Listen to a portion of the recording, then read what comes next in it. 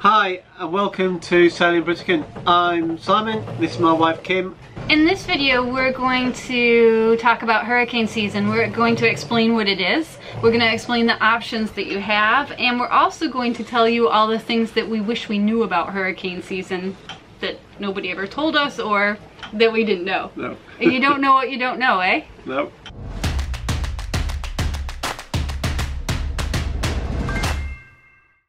Hurricane season, it runs from June, July, August, September, October, November. So it's 6 months out of the year, and it's a massive factor. When you get a boat, everything is planned around hurricane season. So different insurance companies have different policies. Some start on the 1st of June, ours starts on the 1st of July, and some stop in the 1st of November, where ours stops on the 15th of November. So there's all different policies, and they'll also have different policies on where it's safe to be. Like for us on ours, we had to be north of Jacksonville in Florida, and where now we have to be south of Trinidad. But we're going to be staying here in Grenada, and we'll tell you about that later.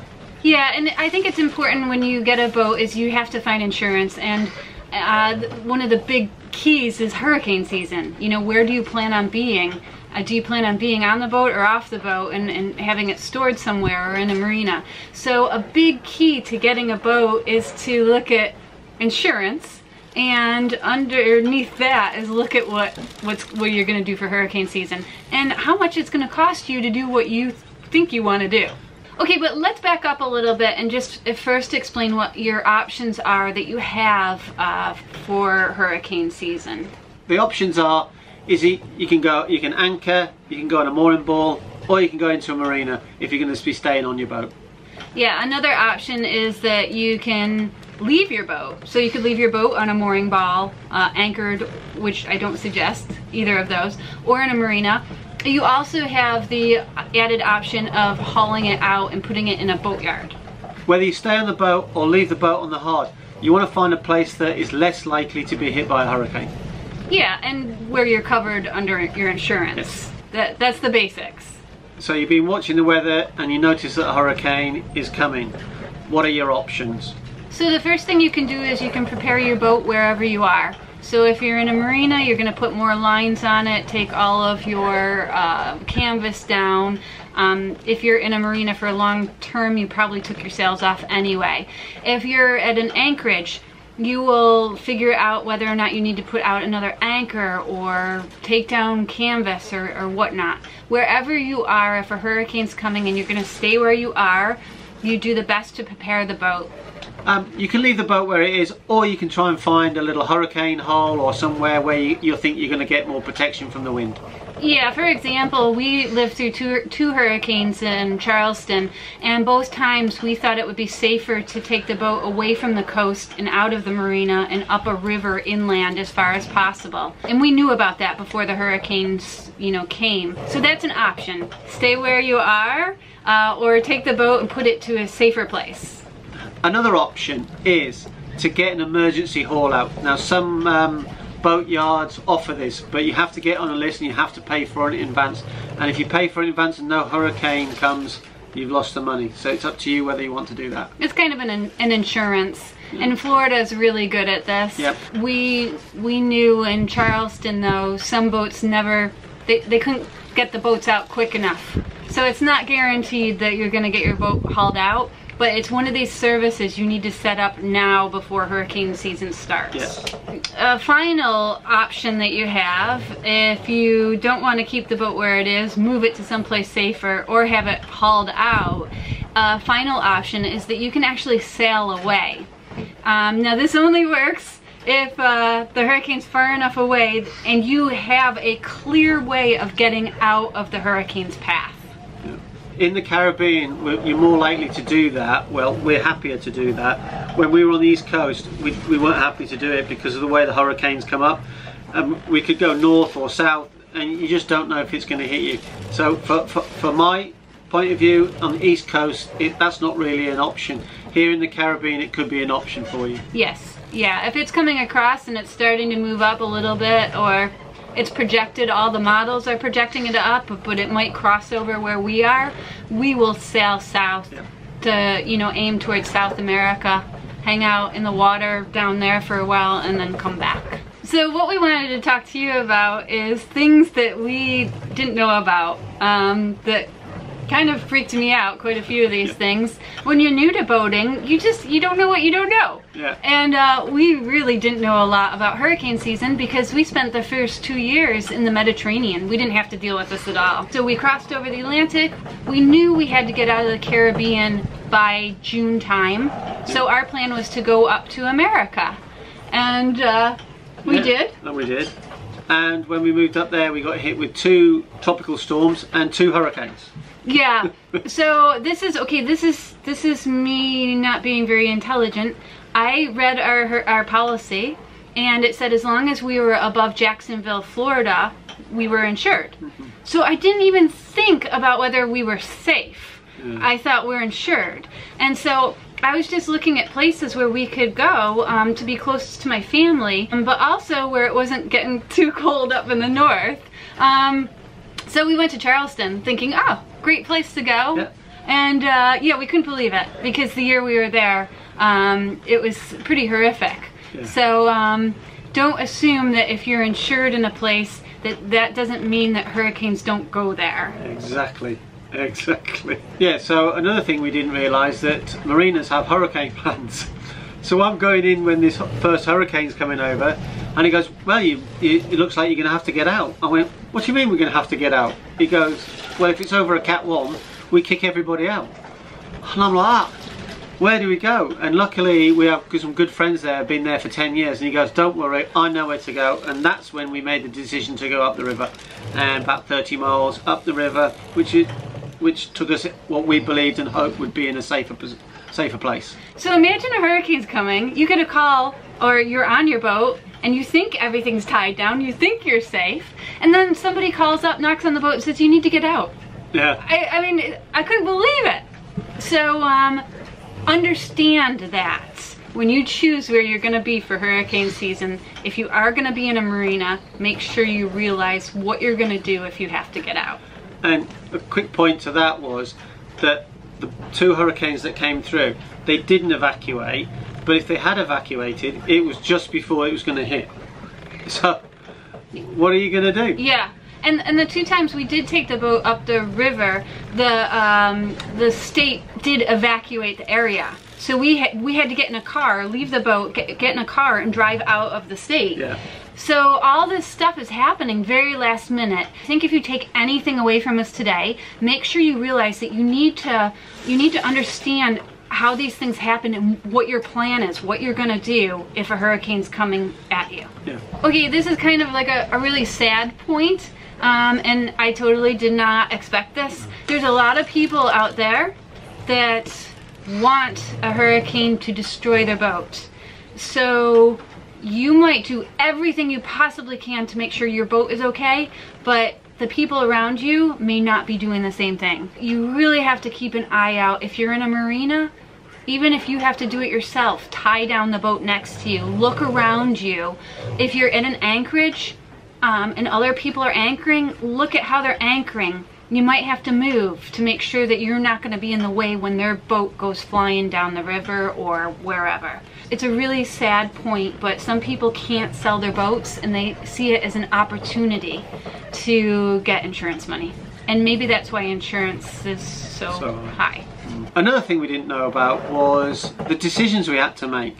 When you have a house, so the house can't move, so you board it up, you do all the preparations for that, and then you evacuate. When you have a boat, it can move. You're thinking, okay, shall I go 200 miles south here, or shall I go 200 miles north? Because Irma, on the Thursday, Irma was coming straight for us. We were ground zero, and that was the day that we moved. We took it up the river. We both looked at it, and we thought it was the last time we were going to see it, because it was a Cat 5 hurricane. If it had gone through where it was coming in, I got chills. BRITICAN, we would not be sat here right now on BRITICAN. Bless her, she wouldn't have been there.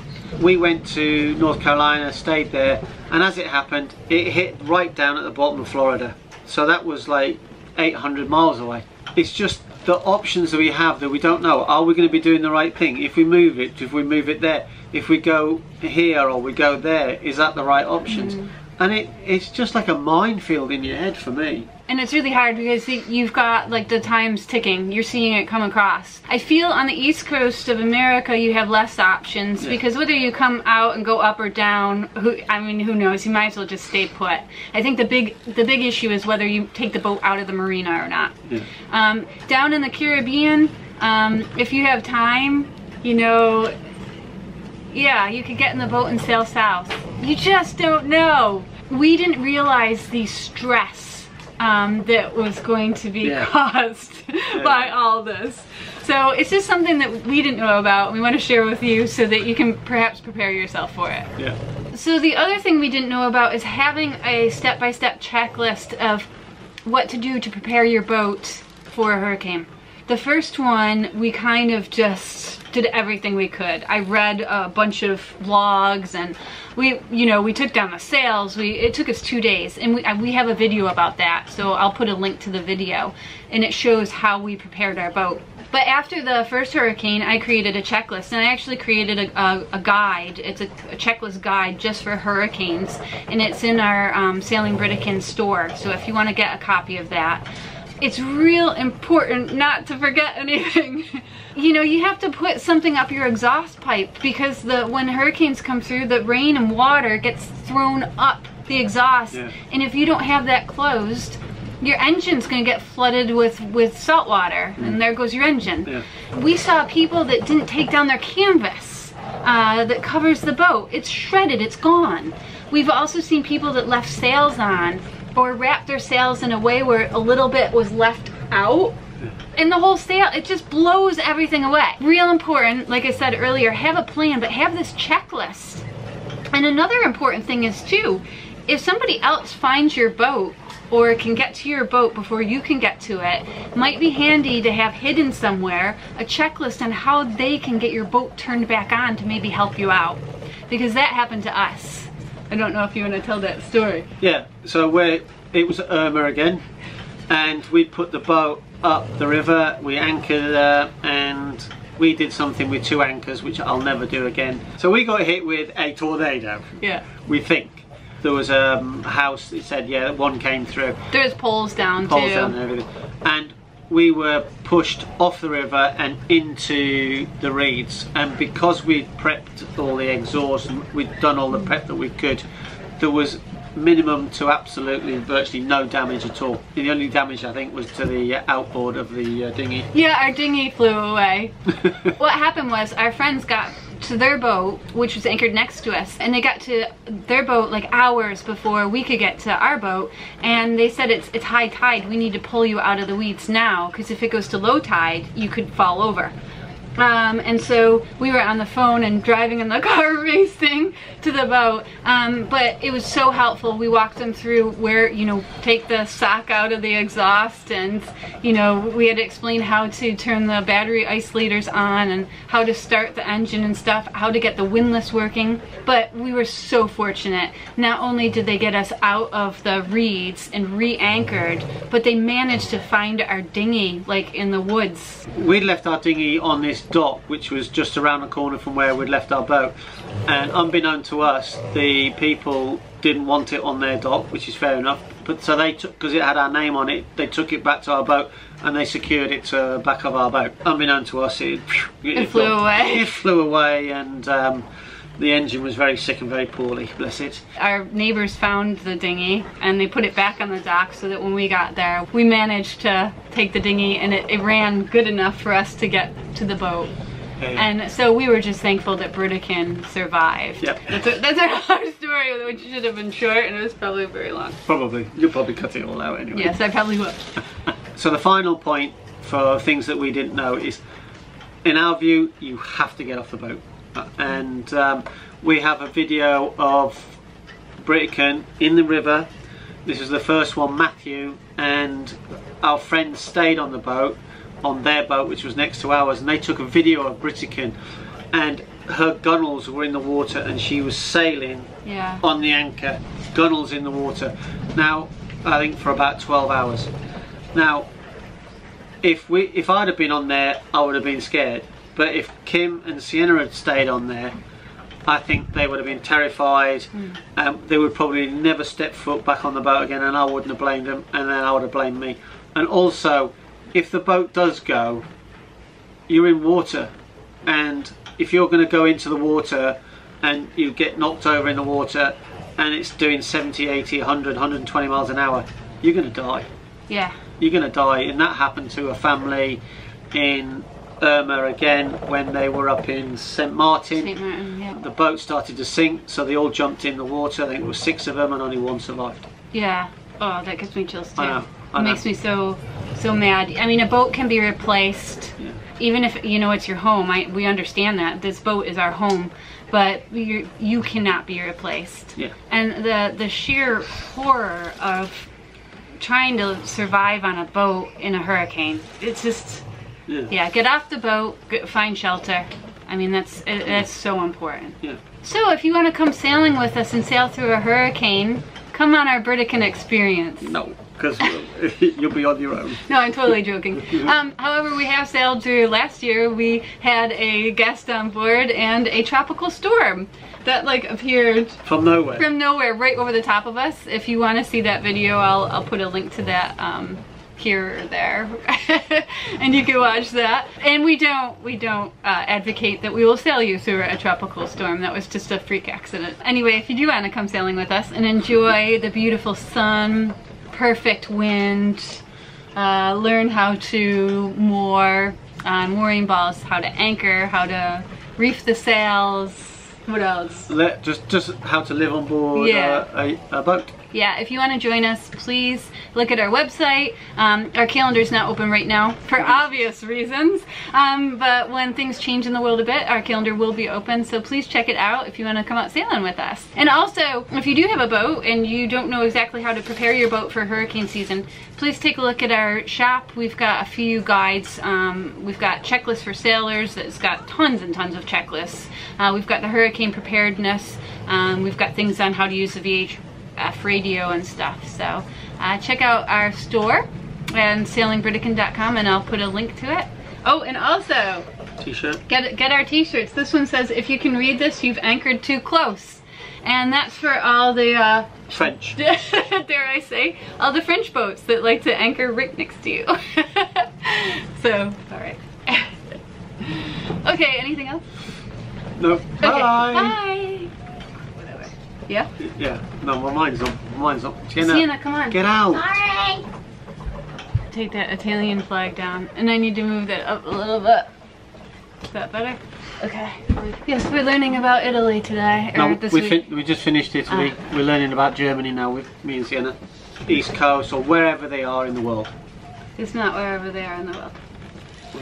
We're just doing the Caribbean, the hurricane season in the Caribbean. Well, No, Caribbean where? and East Coast of America. Okay.